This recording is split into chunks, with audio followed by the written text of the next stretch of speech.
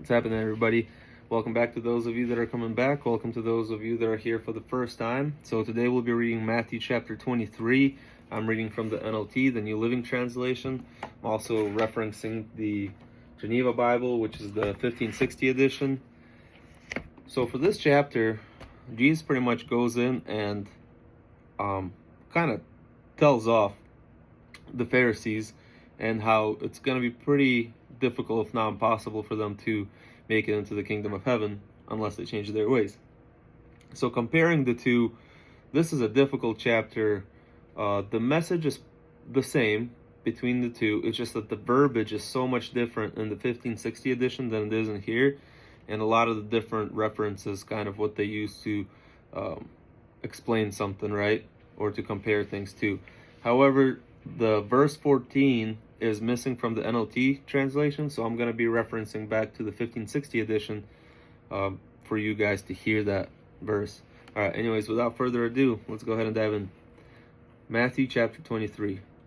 Then Jesus said to the crowds and to his disciples, "The teachers of religious law and the Pharisees are the official interpreters of the scripture. So practice and obey whatever they say to you, but don't follow their example, for they don't practice what they teach. They crush you with impossible religious demands and never lift a finger to help ease the burden.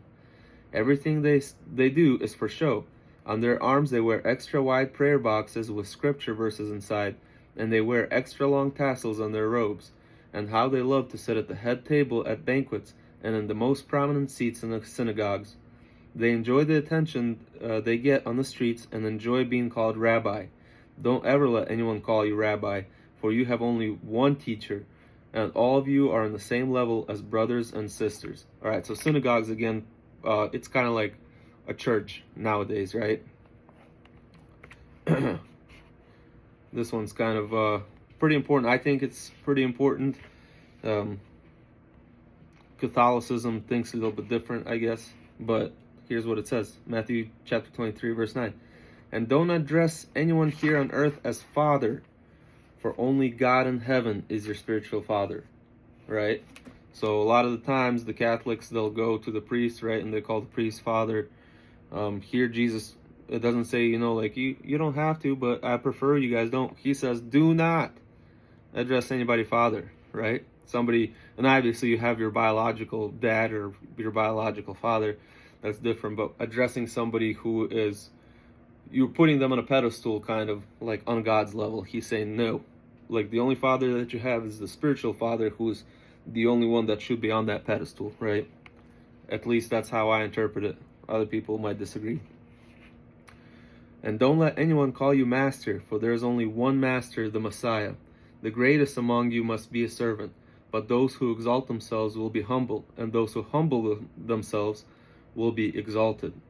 How terrible it will be for you teachers of religious law and you Pharisees, hypocrites, for you won't let others enter the kingdom of heaven, and you won't go in yourselves." So this is where chapter 14 is missing, or verse 14 is missing. So I will read that for you right now. So verse 14 says, "Woe be unto you, scribes and Pharisees, hypocrites, for ye devour widows' houses, even under a color of long prayers. Wherefore ye shall receive the greater damnation." All right, so pretty much he's saying, you hypocrites, for you devour the widow's houses, right? So a woman who lost her husband, devour their houses, I'm guessing probably by taxes. I'm not sure exactly the reference. Even under the color of long prayers, right? So that's the verse that's missing. I can't really break it down and try to explain it to you, because there's a lot of references in this chapter that I feel like unless you're just living in that age, you kind of wouldn't understand it. All right, so let's continue. Verse 15. "Yes, how terrible it will be for you teachers of religious law and you Pharisees, for you cross land and sea to make one convert, and then you turn him into twice the son of hell as you yourselves are. Blind guides, how terrible it will be for you say that it means nothing to swear by God's temple. You can't break that oath.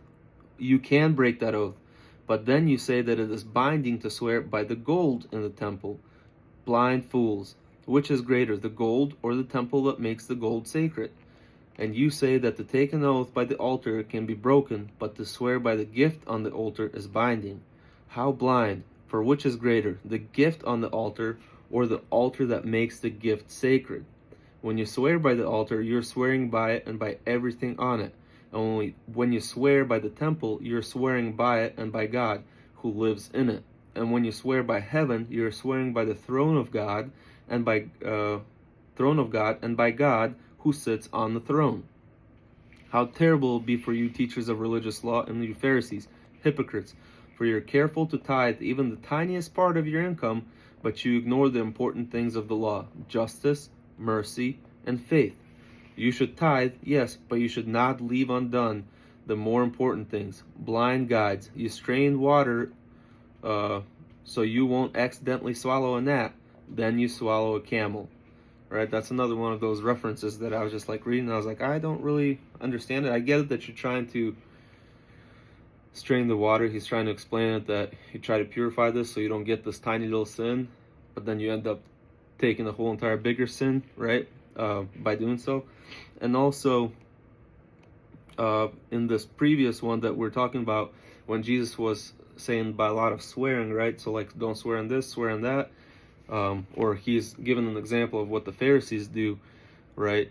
It's easier, and we went over this previously too, it's easier to just let your yes be yes and your no be no. I don't think the word swearing nowadays holds the same meaning and the same value that it did back then, right? For like, I swear by this. Because before, if you would swear by something, you had to like obey, right? There was a story of an individual who swore to God that if he delivers him this victory, right, that the first thing that comes out of his house, he's going to sacrifice it to God. And God gave him the victory, and as he's returning home, the first thing that comes out of his house was his one and only daughter, right? And he obviously fell on the knees and started crying out like, God, please take me, like, and said like, what have I done, right? So the swearing and giving an oath to something held a lot bigger meaning back then, right? And the Pharisees, they'll turn away from the temple, for example, and say, oh, I swear by this, but then they'll say like, oh, I wasn't facing the temple, therefore, whatever I swore is now void, right? So pretty much calling them hypocrites and stuff like that. So just let your yes be yes and your no be no. And also, again, this example here, you blind guides, you strain your water so you don't accidentally swallow a net, then you swallow a camel, right? It's one of those things that I feel like it would make more sense back in the day. I tried to kind of explain it by trying to get rid of the smaller sin. You end up taking in the bigger sin. I think that's what it means. But it's like little kids now saying, like my kid said, skibbity toilet, Ohio Riz. I have no idea what that means, but then I heard another kid respond to him saying the same thing. So obviously they know, but people 2,000 years from now probably gonna have no idea, right? Anyways, sorry, got a little bit off track there. Let's continue. How terrible it will be for you teachers of religious law and you Pharisees, hypocrites! You're so careful to clean the outside of the cup and the dish, but inside you're filthy, full of greed and self-indulgence. Blind Pharisees, first wash the inside of the cup, and then the outside will become clean too. Right? So clean the inside of your heart, get rid of all the sin, make changes inside, and then the outside will also be clean. Don't try to just look presentable. How terrible it will be for you teachers of religious law and you Pharisees, hypocrites! You're like the whitewashed tombs, beautiful on the outside, but filled on the inside with dead people's bones and all sorts of impurity. You try to look so upright. You try to look like upright people outwardly, but inside your hearts are filled with hypocrisy and lawlessness. How terrible it will be for you teachers of religious law and you Pharisees, hypocrites! For you build tombs for the prophets your ancestors killed and decorate the graves of the godly people your ancestors destroyed. Then you say, we never would have joined them in killing the prophets. In saying that, you're accusing yourselves of being the descendants of those who murdered the prophets. Go ahead, finish what they started. Snakes, sons of vipers, how will you escape the judgment of hell? I will send you prophets and wise men and teachers of religious law. You will kill some by crucifixion, and whip others in your synagogues, chasing them from city to city. As a result, you will become guilty of murdering all of the godly people, from the righteous Abel to Zechariah, son of Barachiah, whom you murdered in the temples between the altar and the sanctuary. I assure you, all the accumulated judgment of the centuries will break upon the heads of this very generation. All right, like I said, there's a lot to take in. Constantly kind of going after the Pharisees again, showing to them that they try to be all clean on the outside, but they're full of the sin inside, right? And here Jesus is telling them, like, you're gonna claim that you, if you would have lived back then, you would have never participated in killing off the prophets, but you're about to kill the prophets. You're about to kill me, right? God sent me. So he says, go ahead and finish what you started, right? Or what they started. And then also, we're going to learn later about what happens to all the disciples of Jesus, which so much more solidifies the true, not only existence, right, but the life of Jesus and the fact of the resurrection of Jesus. Because no sane person is going to go through what these disciples went through and die the deaths that they died if it was all a lie. So these men believed so, obviously they saw it with their own eyes, that they would rather die horrific deaths than to say that what I've been saying and what I saw is not true, right? Anyways, let's finish up. We're almost done here. O Jerusalem, Jerusalem, the city that kills the prophets and stones God's messengers. How often I have wanted to gather your children together as a hen protects her chicks beneath her wings, but you wouldn't let me. And now look, your house is left to you, empty and desolate. For I tell you this, you will never see me again until you say, bless the one who comes in the name of the Lord. So still to this day, a lot of people in Israel and stuff like that, they're still waiting for the Messiah. They still have not accepted Jesus as the Messiah that's supposed to come, right? That's why there's a bunch of things that are happening in Israel that people are saying, like, oh, the end times. For one, don't listen to all of that, right? Jesus said there's going to be signs, but the time is not yet. He's going to come like a thief in the night. You're not going to be expecting it, right? So when people are like, it's happening, like, look at this. These are the signs that are leading up to it, right? Don't listen to people when they say, oh, I think it's going to happen here or here. Nobody knows the time when Jesus is coming back, right? But he said that you will not see me again until you say, bless the one who comes in the name of the Lord.